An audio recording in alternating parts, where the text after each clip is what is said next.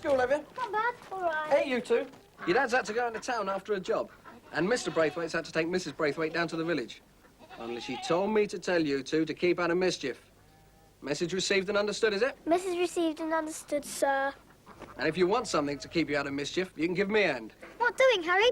I'm having a good scout round for a big ball of string. I brought it out here with me. And I promised to tie up some poles from Mr. Braithwaite. How many strings gone missing? Here, it wasn't you two as had it, was it? Of course not. We've only just got back from school. You saw us come in. Yeah, well, I'll believe you. Thousands wouldn't. But if you do find it, it's mine, right? You better go and see Worzel. Yeah.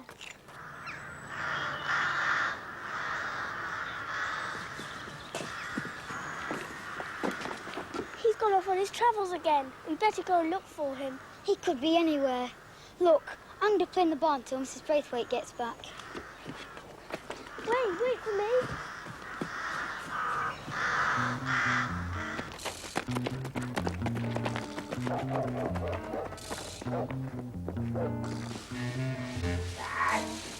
Pesky dang things in here somewhere.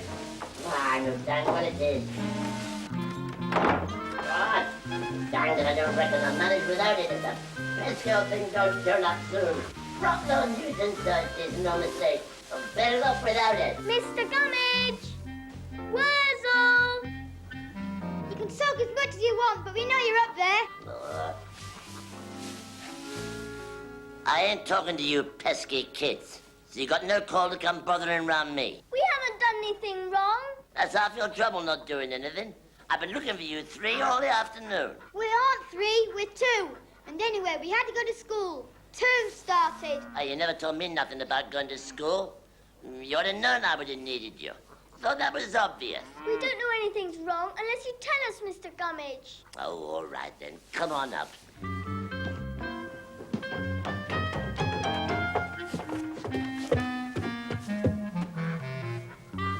What's the matter then?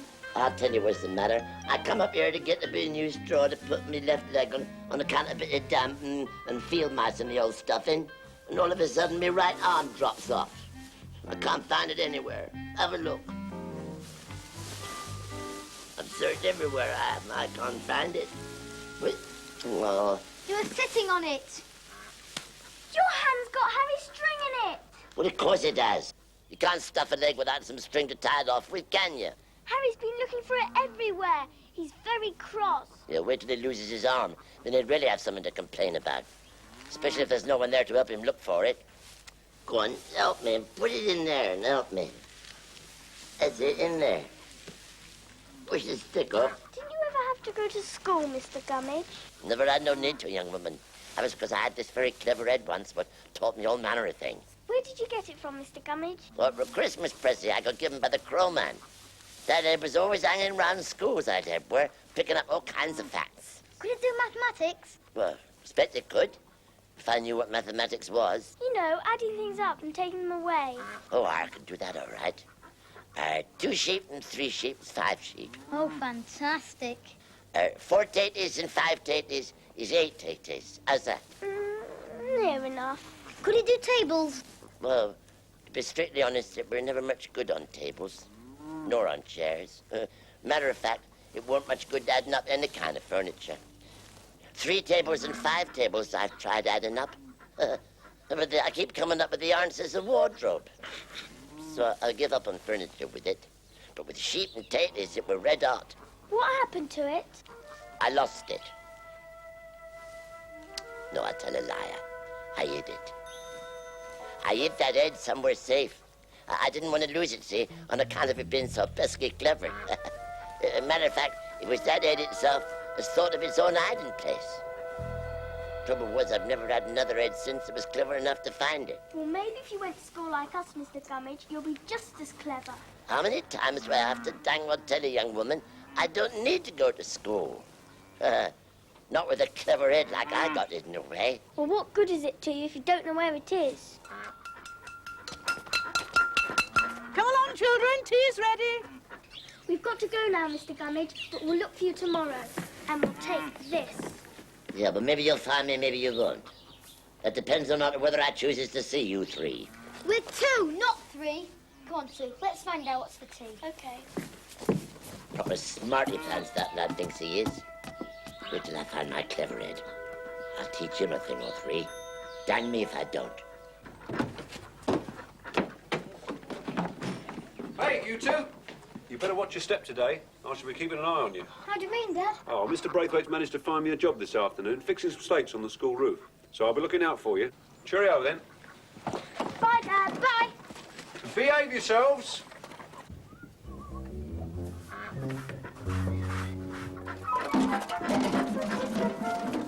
Oh, Benny, I bet that's Harry's dog again, burying something underneath the caravan. Go on, clear off! Dang pesky banging. How am I supposed to find a missing head with all that stamping going on? Or did I hide it here or did I hide it somewhere else? Here. Like...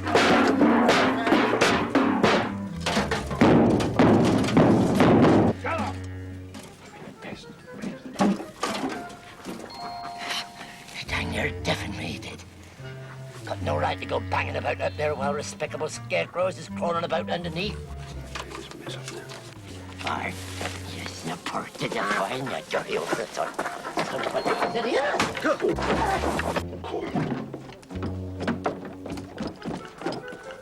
Harry. Morning, Mr. Peters. Where's that dog of yours? She's back in the house. I just seen her. You sure she ain't just thrown this clod of earth through my caravan window? Oh, no, Mr. Peters. That dog don't throw earth.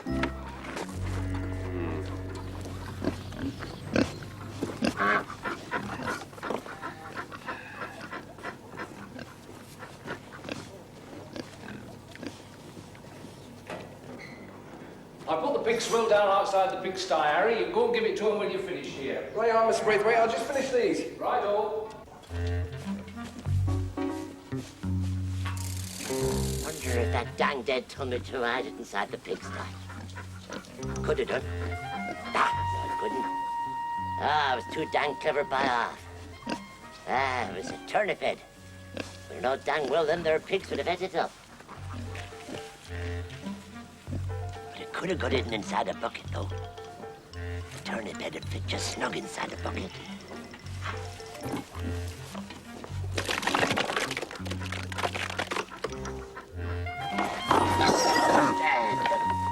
Look at this one.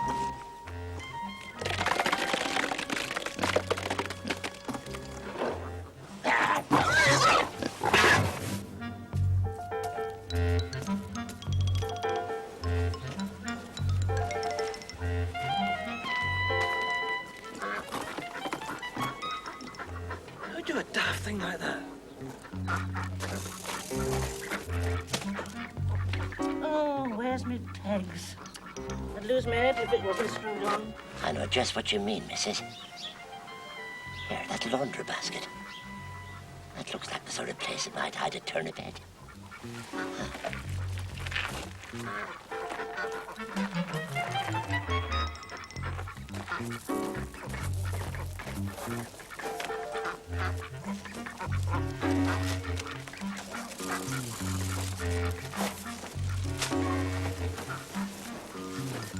Ratted head. Doesn't deserve to be found.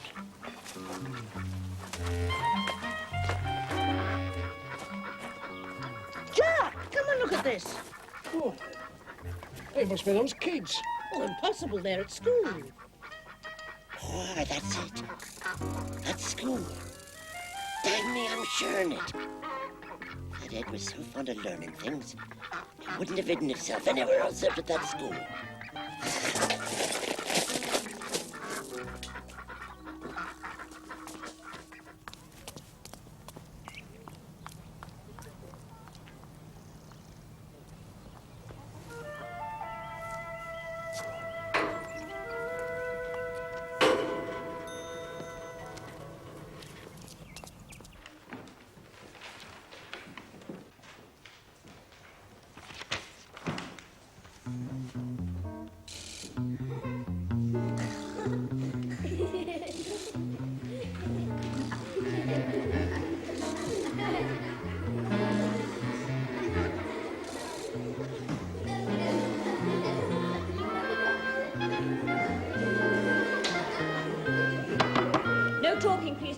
get on with the work I set you.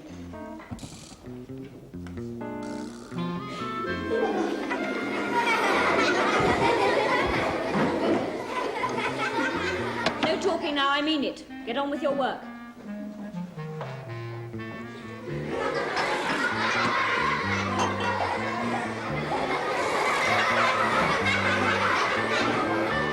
Now stop it! Otherwise I'll keep you all in for extra time after school, and I mean it. Dang me. I know she was here somewheres about. I've looked for her everywhere. In the school, in the fireplace, up the chimney. The chimney. That's it. That's where I left it. Oh, the chimney. Give me a first turn. Where's the chimney? Of course, it was in the prison. Then, that's me. That's where she be.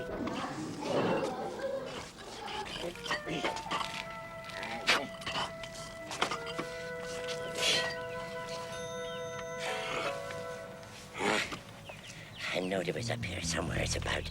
Now, I wonder if it's as clever as it always was. Or whether the rains got into it a bit. Made it go all sort of soggy. Oh, that's it. Now I'll show those pesky kids what being clever really means.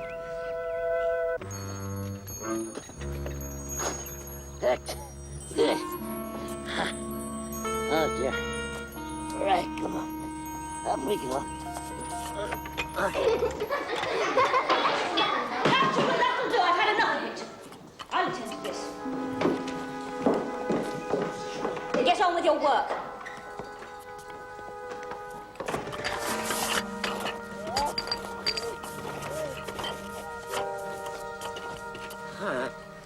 Oh, dear, dear. Dang side out or getting down. It is getting up. Oh. Oh, that's better. Oh, well, now I'm up here.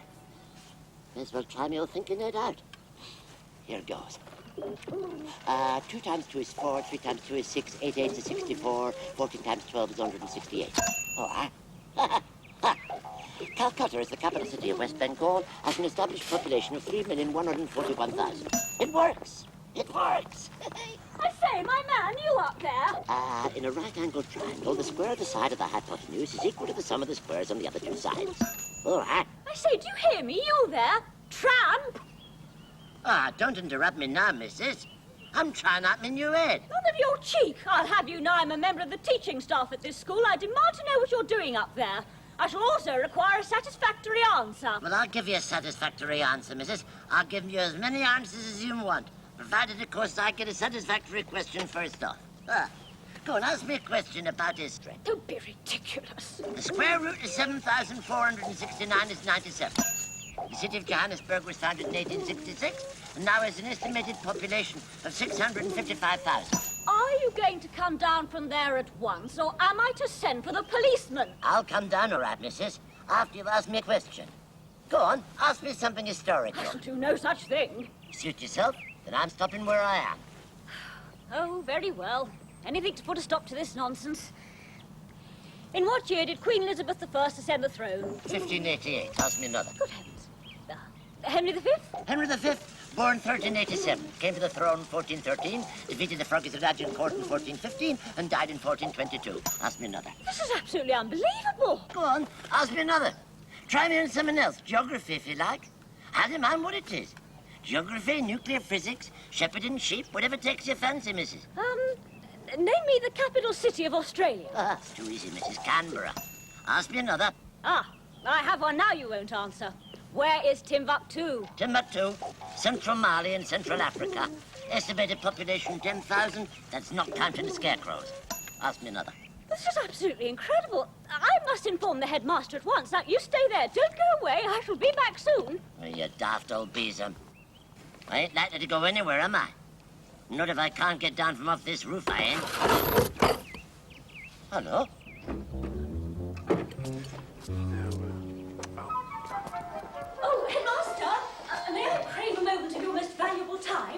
it is only a moment, Miss Jameson, and if it is important. I do have your own class for the next period of general knowledge, you know.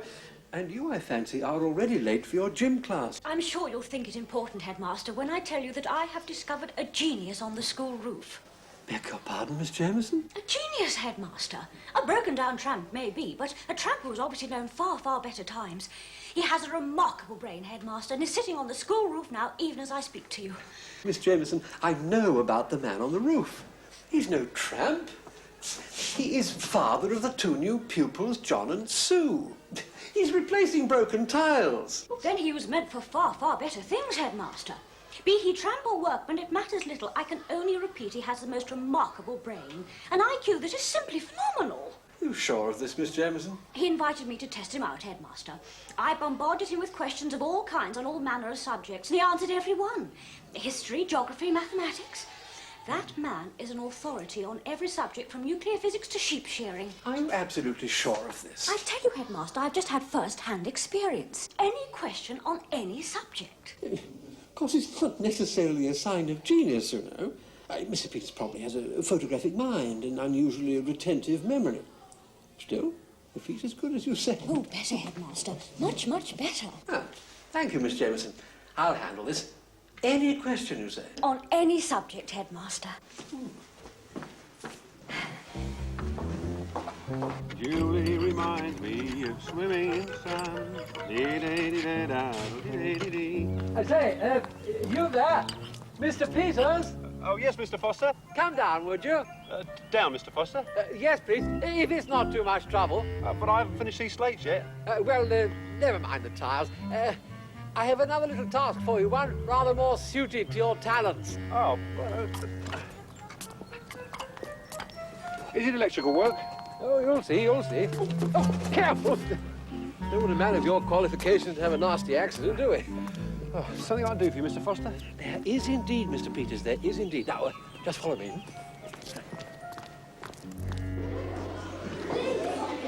Settle down, children, pay attention. Now, today I have a bit of a surprise for you, but first of all, I want you all to say good afternoon to Mr. Peters. Good afternoon, Mr. Peters. How do, kids? Now, today for a change, I'm going to sit back and let you ask the questions. Come on. And Mr. Peters here is going to give us all the answers. Hey? Crikey Moses. Mr. Peters is an expert on general knowledge. Right, Mr. Peters? Oh, I wouldn't go so far as to say that. Come now, no false modesty. Mr. Peters, children, has what is known as a photographic memory. He can answer questions on any subject under the sun. Possibly questions about the sun itself, eh? Me, Mr. Foster? Yeah. Now, first question. An easy one for starters. In what year did Columbus discover America? Was it 1066?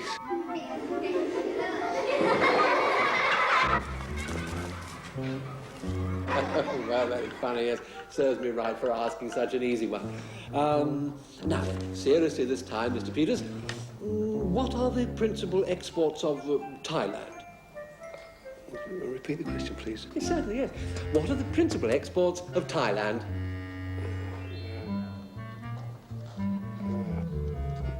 Yes, well, let's try something a little nearer home this time, shall we? Where is the Acropolis situated? The Acropolis, yes.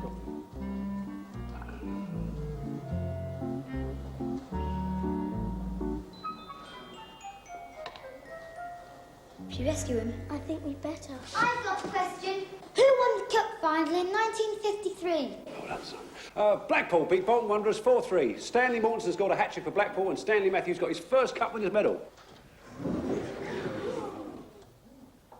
Who won the World Cup in 1962? The World Cup in 1962 was played in Chile and Czechoslovakia beat Yugoslavia by 3-1. Who won the Football League Championship in the season of 1968 to 1969? Leeds United and Liverpool the runners-up. Yes, very good, but we don't want all the questions to be about football, do we? Now, someone give us another subject. Which horse won the Grand National in 1964? Team Spirit, owned by Mr. J. Goodman, trained by Fulk Walling and ridden by Willie Robinson, starting price 18 to 1. Half me another. Go on, hand me off. Half me another.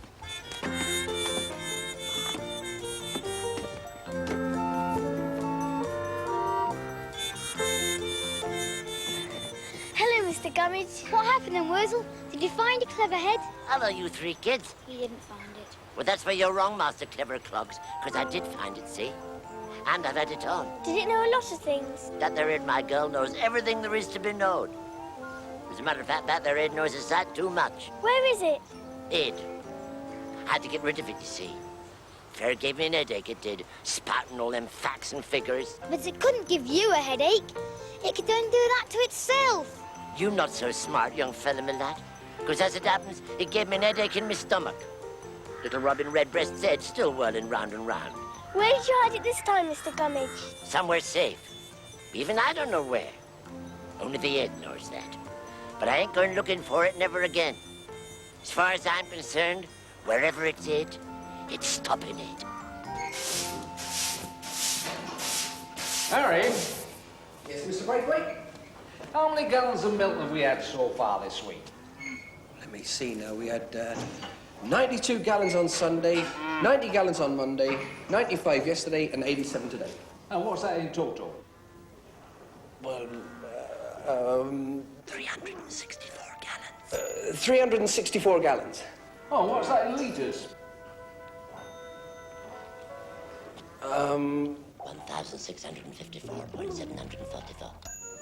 1,654.744. 1,654.744. Thanks, Harry. You're improving. You're very welcome, Mr. Braithwaite. Here, who said that?